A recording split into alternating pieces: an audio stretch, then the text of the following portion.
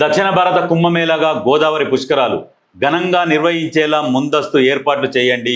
బాసర, ధర్మపురి, కాళేశ్వరం, భద్రాచలం ఆలయాల అభివృద్ధికి ప్రణాళికలు రూపొందించండి. 74 చోట్ల శాశ్వత పుష్కర ఘాట్లు, మౌలిక సదుపాయాలు కల్పించండి.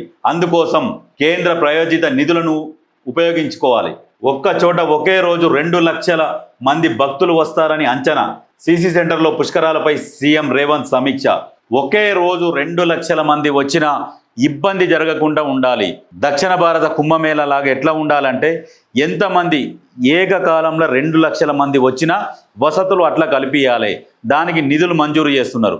కొన్ని దగ్గర ఘాట్లు ఉంటాయి, ఆ ఘాట్లు దిగి స్నానాలు చేస్తుంది కానీ ఇబ్బంది పడుతుంటారు భక్తులు. ఇవన్నీ కాకుండా పూర్తిగా ఇప్పుడు నిధులు మంజూరు చేసి గోదావరి ఒక కుంభమేళగా తీర్చిదిద్దాలని చెప్పేసి ముఖ్యమంత్రి గారు అధికారులకు ఆదేశాలు జారీ చేశారు.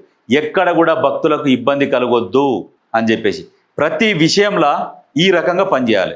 ఎక్కడెక్కడ ప్రతి విషయంలో ఎక్కడ సమస్య ఉంటే అక్కడ సీఎం రేవంత్ రెడ్డి కనబడుతున్నాడు. గతంలో ఈ పుష్కరాలలో కావచ్చు కొన్ని అపశృతులు జరిగి కొంతమంది ప్రాణాలు కోల్పోవడం, తొక్కిసలాట జరగడము రకరకాలుగా మనం చూస్తున్నాం. ఇవన్నీ దృష్టిలో పెట్టుకొని ముందు జాగ్రత్తగా ఇక్కడ వసతులు కల్పించాలి. మేజర్గా వసతులు కల్పిస్తే వచ్చే వాళ్ళు వస్తుంటారు, పోయే వాళ్ళు పోతుంటారు, ఈజీ అయిపోతుంది అన్నట్టు.